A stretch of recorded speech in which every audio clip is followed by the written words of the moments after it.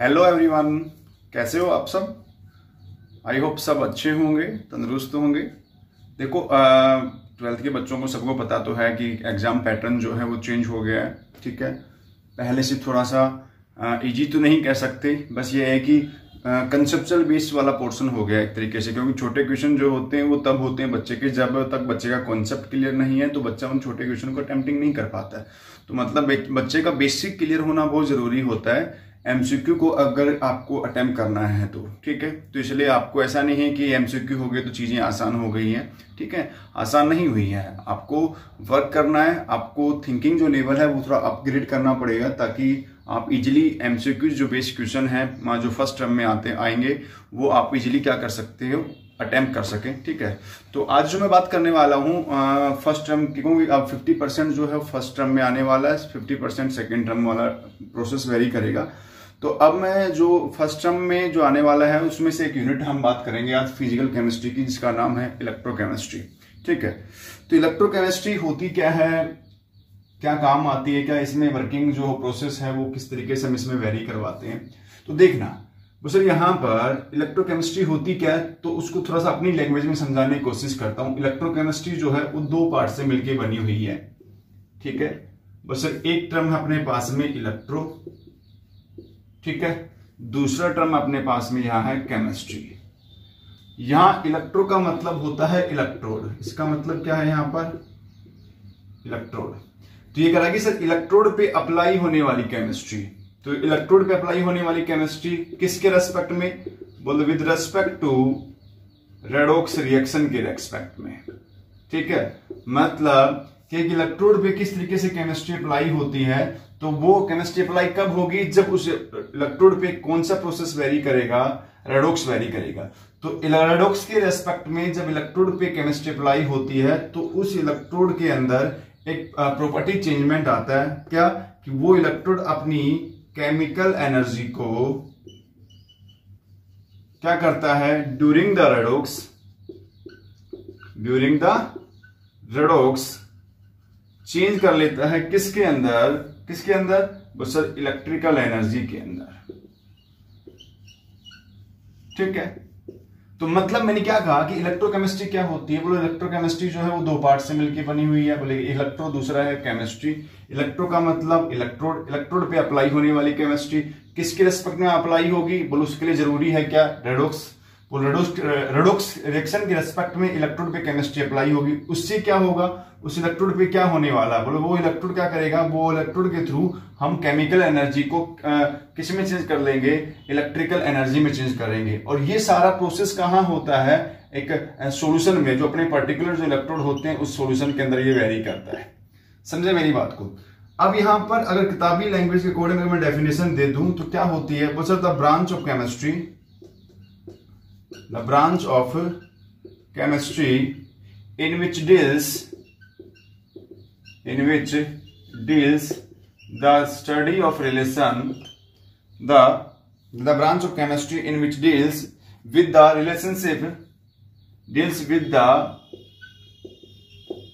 relationship between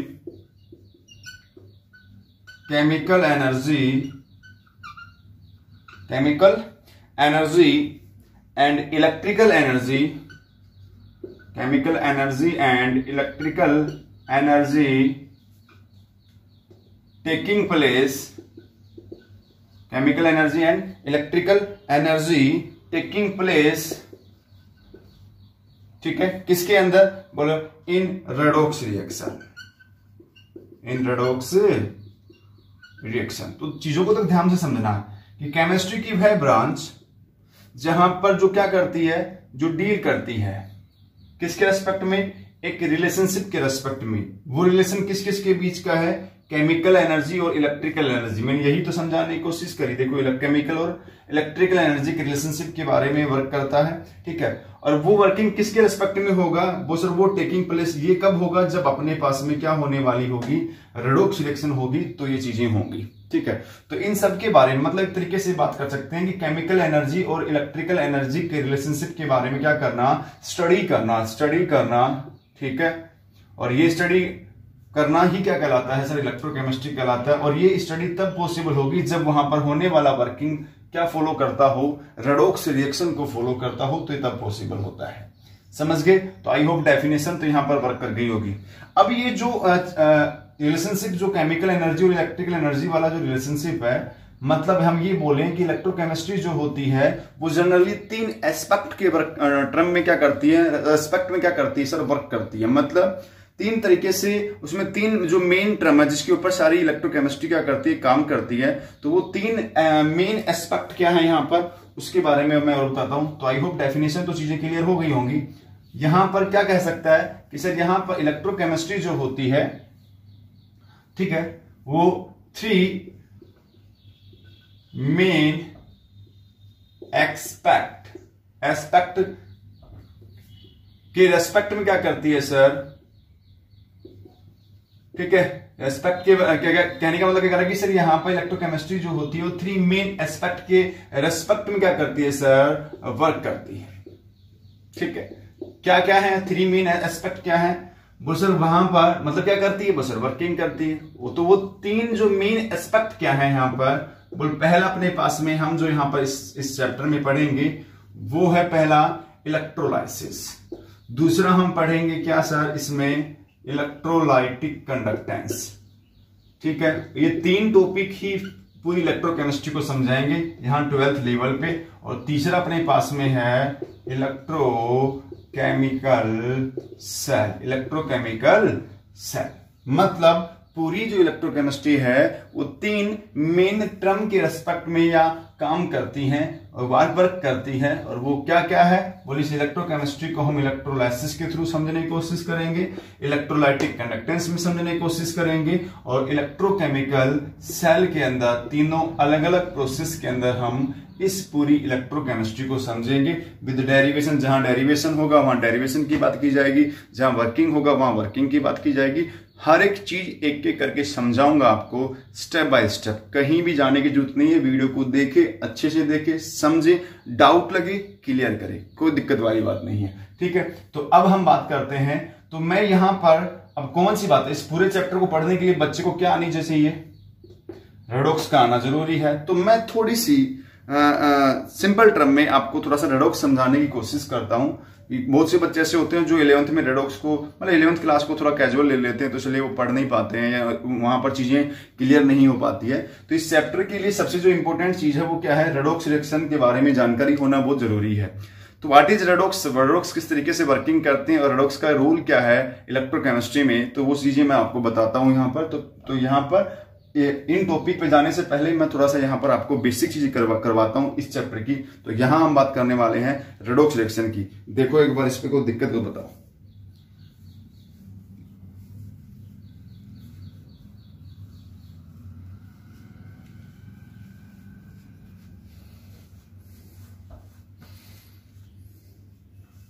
ठीक है भाई, तो अब मैं थोड़ा सा रेडॉक्स समझाता हूं आपको। देखो, तो चीजें मैं सारी क्लियर करूंगा एक एक करके। ठीक है, रही ऑनलाइन क्लास की बात तो ऑनलाइन क्लास भी ले लेंगे, कोई दिक्कत वाली बात नहीं है। ठीक है ना, चीजें सब करवाई जाएंगी आपको।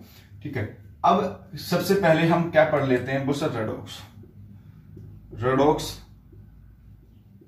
रिएक्शन। तो रेडॉक्स जो है वो 2 पार्ट से मिलकर बना हुआ है। रेड मतलब रिडक्शन, ऑक्स मतलब ऑक्सीडेशन। समझे मेरी बात को, मतलब रिडक्स जो होती है वो कंप्लीट रिएक्शन है,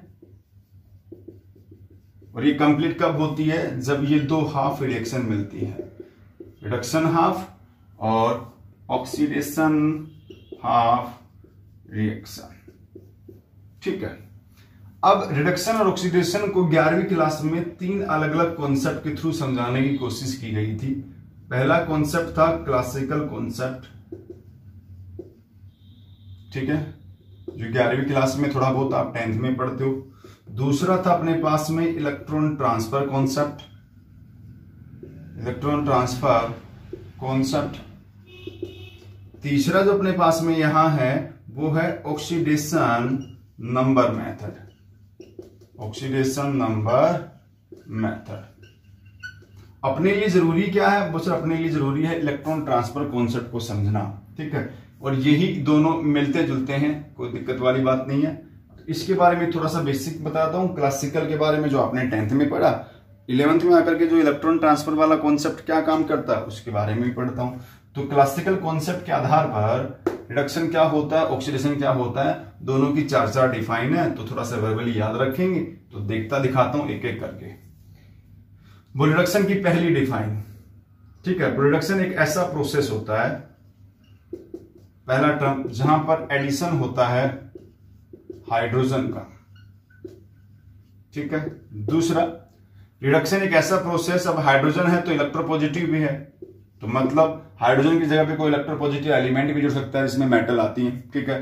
तो एक ऐसा प्रोसेस जहां पर एडिशन होता है किसका सर, मेटल्स का।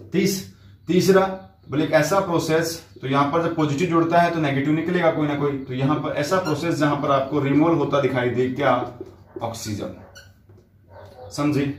और चौथा डेफिनेशन है एक ऐसा प्रोसेस जहां पर रिमूवल होता है, अब ऑक्सीजन है तो इलेक्ट्रोनेगेटिव एलिमेंट भी कोई निकल सकता है, इलेक्ट्रोनेगेटिव एलिमेंट, समझे। जिसमें कौन कौन, ऑक्सीजन तो निकल रहा है, फ्लोरीन आ सकता है, क्लोरीन आ सकता है, ब्रोमीन, आयोडीन, ठीक है, नाइट्रोजन आ सकता है, ठीक है। इसके अलावा ऑक्सीजन है, ठीक है, सब आ सकते हैं जो भी इलेक्ट्रोनेगेटिव है, ठीक है। तो ये डिफाइन थी जनरल, ठीक है। दूसरा डिफाइन क्या मेरे पास में, क्या कह रहा है, बस एक ये क्या कह रहा है, बस एक ऐसा प्रोसेस, ऑक्सीडेशन क्या है, बोले एक ऐसा प्रोसेस जहां पर फर्स्ट पॉइंट एडिशन, जो चीज इसमें एडिशन हो रही थी वो रिमूव होगी, और जो इसमें रिमूव हो रही थी वो उसमें एडिशन करेगी, तो सर एडिशन ऑफ ऑक्सीजन, पहला पॉइंट। दूसरा, एडिशन ऑफ इलेक्ट्रोनेगेटिव एलिमेंट, ठीक है। तीसरा, एक ऐसा प्रोसेस जहां पर रिमूवल ऑफ क्या होता है, हाइड्रोजन की बात की जाती है। चौथा, एक ऐसा प्रोसेस जहां पर रिमूवल ऑफ इलेक्ट्रोपॉजिटिव एलिमेंट की बात की जाती है, इलेक्ट्रोपॉजिटिव एलिमेंट की बात की जाती है, समझ गए। ये जनरल डेफिनेशन है रिडक्शन और ऑक्सीडेशन हाफ की। देखो एक बार इसको नजर मारो, इसके ऊपर क्या क्या होता है, देखो।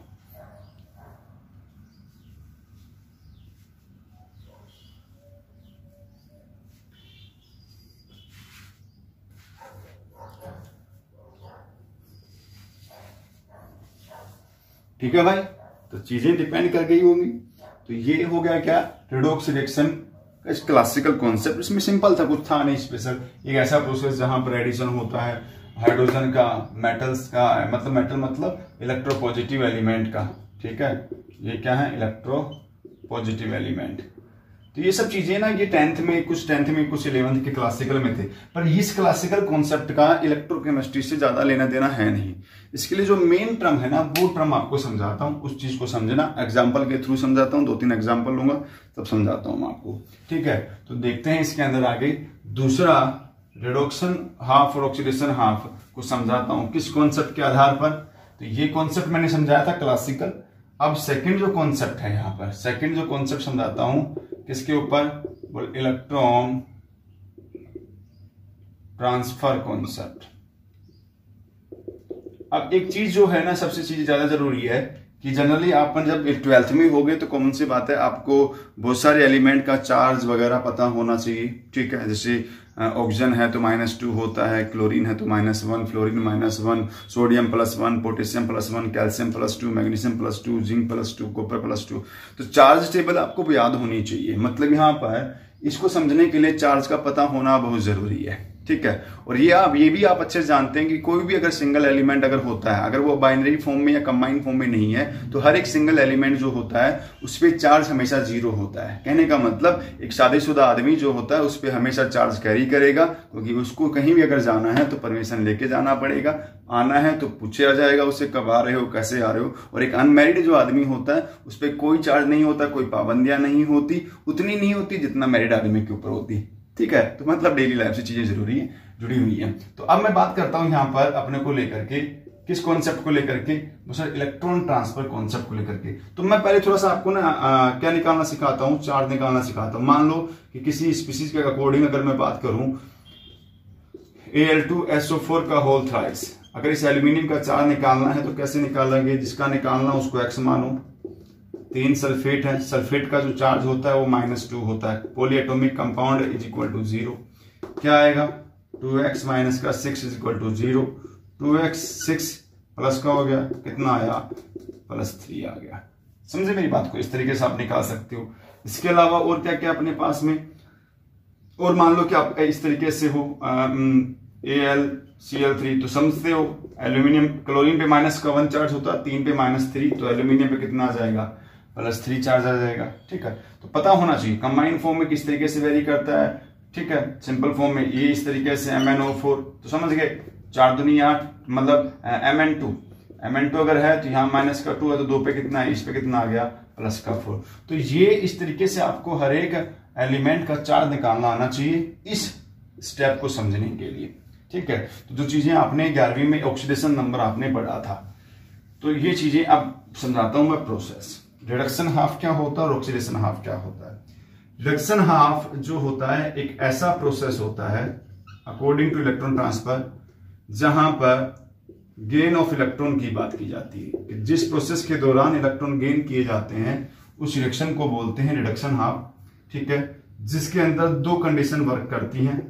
पहली, अगर कोई भी आयनिक स्पीसीज, कैटायनिक स्पीसीज अगर इलेक्ट्रॉन गेन करती है तो स्पीसीज न्यूट्रल होगी, मतलब +1 से चार्ज कितना हो गया? 0। तो इस प्रोसेस के दौरान आपको पॉजिटिव जो चार्ज है वो क्या होता हुआ दिखाई दे रहा है? डिक्रीज। तो आपको किसी भी प्रोसेस के अंदर अगर पॉजिटिव चार्ज घटता हुआ दिखाई देना रिएक्टेंट एंड प्रोडक्ट साइड, तो समझ लेना कि रिडक्शन हो रहा है। दूसरा, अगर कोई स्पीसीज अगर नेगेटिव चार्ज वाली है और अगर वो इलेक्ट्रॉन ले रही है, समझे मेरी बात को?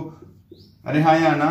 तो किसी स्पीसीज ड्यूरिंग द इलेक्ट्रॉन क्या हो गया? नेगेटिव चार्ज बढ़ गया ना, तो वो प्रोसेस भी क्या होते हैं? रिडक्शन होते हैं, जहां पर reactant to product side negative charge क्या होता है? इंक्रीज होता है। मतलब रिडक्शन समझने के लिए 2 चीजें ध्यान रखनी है। क्या? अगर reactant to product side, reactant से प्रोडक्ट साइड में अगर आपको पॉजिटिव चार्ज बढ़ता हुआ घटता हुआ दिखाई दे और नेगेटिव चार्ज अगर आपको बढ़ता हुआ दिखाई दे, तो समझ लेना कि वहां पर कौन सा प्रोसेस वेरी कर रहा है? रिडक्शन हाफ वेरी कर रहा है।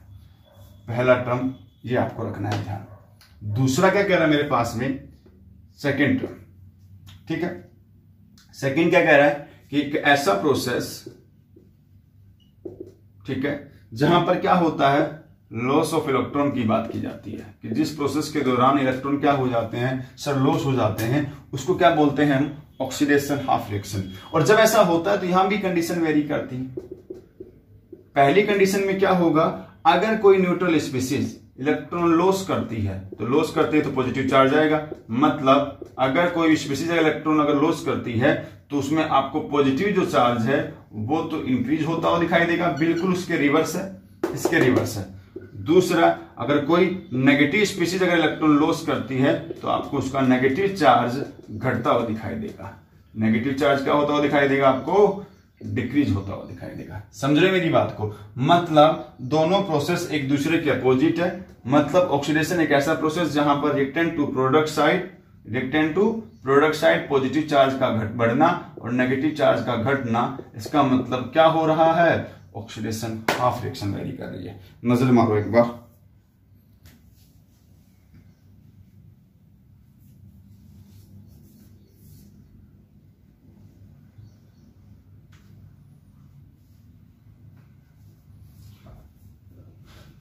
ठीक है भाई, कोई दिक्कत बताओ? कोई दिक्कत है तो बताओ मुझे। यहां तक समझ गए मेरी बात को? हाँ या ना? चलो, बहुत अच्छी बात है। अब एग्जांपल समझाता हूं, एक एग्जांपल लेके देखता हूं। देखो, एक एग्जांपल मैंने लिया SN, कितना है अपने पास में? SnCl4, ठीक है, और एक अपने पास में है FeCl2। ठीक है, मैं थोड़ा सा पहले बैलेंस कर लेता हूं। SnCl2, ठीक है, और ये बन गया FeCl3। तो यहां कितने लूं कि 6 क्लोरीन बढ़ जाए तो यहाँ अपने को देखना पड़ेगा, घटाना पड़ेगा। तो ये मुझे 2 लिया, ठीक है, और FeCl3 ये 2 मॉलिक्यूल हो गया ना, देख लो आप एक बार, ठीक है। 3 4 दूनी 8, 8 8 4 12, 6 6 12 क्लोरीन हो गए, आयरन 2 हो गए, टिन भी इधर टिन 2 है। चलो देखते हैं, बैलेंस करना पड़ेगा। तो कितना लूँ कि 6 6 हो जाए। अगर मैं यहाँ 2 लेता हूँ, 4 6 4 3 दूनी 6 और 4 10 10 और 4 दूनी 8 4 12, उधर 3 6 4 10 10 कम हो रहा है थोड़ा सा, ठीक है। तो मैं देखता हूँ इसको थोड़ा सा। तो देखो भाई अब क्या है इसमें, ये इस तरीके से एग्जांपल था। देखो अब 4 निकाल लेते हैं दोनों साइड में। देखो एक बार, क्लोरीन पे -1, मरकरी का +2, ये -1 ये +2, ठीक है। यहाँ मरकरी ये -1, यहाँ +1, यहाँ -1, ये कितना हो गया +4। दोनों साइड में 4। देखो मरकरी को देखो, इधर मरकरी यहाँ +2 से कितना हो गया +1 हो गया, मतलब पॉजिटिव चार्ज घट रहा है, हाँ या ना। घटने का मतलब यहाँ क्या हो रहा है, रिडक्शन हो रहा है। और +2 से कितना हो गया +4 हो गया, मतलब पॉजिटिव चार्ज बढ़ रहा है, मतलब क्या हो रहा है यहाँ पर ऑक्सीडेशन हो रहा है। अब इसी चीज के अंदर एक चीज और ध्यान रखनी है कि इस मेथड के थ्रू जो स्पीसीज, मतलब प्रोसेस की बात करी, अब प्रोसेस के अंदर ये स्पीसीज है, तो ये कहता है कि जो भी स्पीसीज रिडक्शन प्रोसेस वेरी करती है उनकी नेचर होती है ऑक्सीडेंट या ऑक्सीडाइजिंग एजेंट की तरह, ऑक्सीडेंट या ऑक्सीडाइजिंग एजेंट की तरह। और जो भी स्पीसीज ऑक्सीडेशन करती है उसका नेचर होता है रिडक्टेंट की तरह। मतलब रिडक्शन प्रोसेस के अंदर पार्टिसिपेट करने वाली हर एक स्पीसीज तो होती है ऑक्सीडेंट, और रिडक्टेंट में पार्टिसिपेट करने वाली हर एक स्पीसीज होती है कि अपने पास में ऑक्सीडेशन में पार्टिसिपेट करने वाली क्या होती है, रिडक्टेंट होती है। और इसमें मतलब क्या हुआ, ये रिडक्शन में पार्टिसिपेट कर रही है तो इसका नेचर कैसा अपने पास में ऑक्सीडेंट है, और ये क्या कह रहा है अपने पास में ऑक्सीडेशन में कर रही है तो ये क्या अपने पास में रिडक्टेंट है। समझ गए मेरी बात को। तो ये इसके आधार पर हम ये भी बता सकते हैं कि कौन रिडक्शन कर रहा है, कौन ऑक्सीडेशन कर रहा है। तो ये रिडोक्स का जनरल बेसिक चीजें जरूर था। और देखो अब ऑक्सीडेशन नंबर भी इसी से जुड़ा हुआ है। क्यों?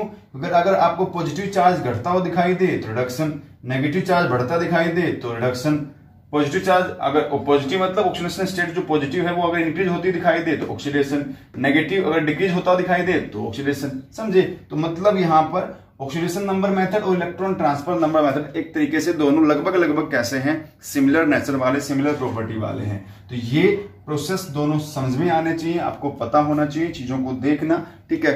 इसके बाद शुरू करूंगा मैं नेक्स्ट जो एक्चुअल में इसके टॉपिक है क्या, फिर चैप्टर पे आएंगे क्या, इलेक्ट्रोलाइसिस समझाऊंगा, विद वर्किंग समझाऊंगा, कैसे काम करता है सब समझाऊंगा, एक एक चीजें मैं इसके बारे में बताऊंगा।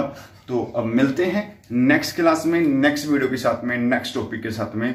Thank you, take care, bye bye सब। और जिन बच्चों ने चैनल को सब्सक्राइब नहीं किया, सब्सक्राइब करें, वीडियो अच्छी लगे तो लाइक भी करें, ठीक है। तो मिलते हैं इलेक्ट्रोलाइसिस के नेक्स्ट टॉपिक, नए टॉपिक में electrolysis. Thank you, take care, bye bye.